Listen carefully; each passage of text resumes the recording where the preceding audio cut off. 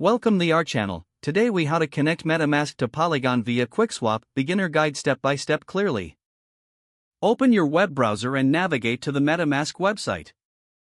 Click on download to install the MetaMask extension for your preferred browser.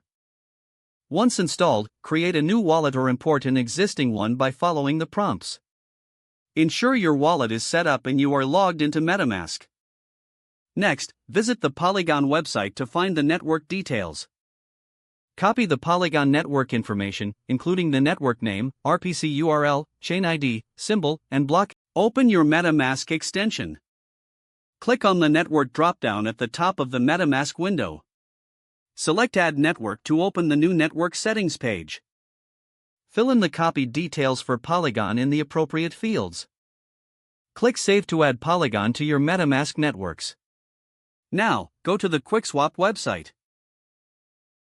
Make sure you are still logged into your MetaMask wallet. Connect your MetaMask wallet to QuickSwap by clicking on the Connect button. Choose MetaMask from the list of wallet options. Authorize the connection in your MetaMask pop-up.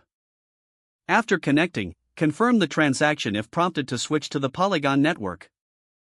You should now see your wallet balance and assets reflecting on QuickSwap.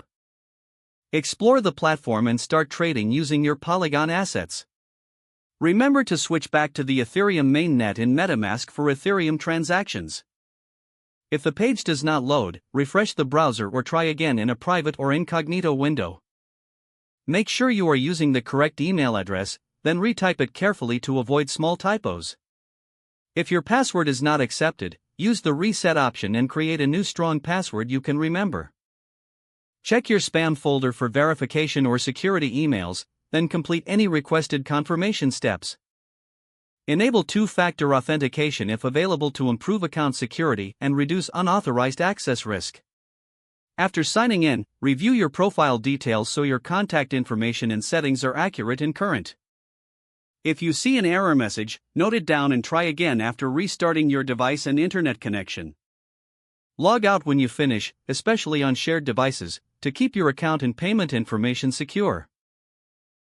Don't forget to like this video and subscribe to our channel for more step-by-step tech guides.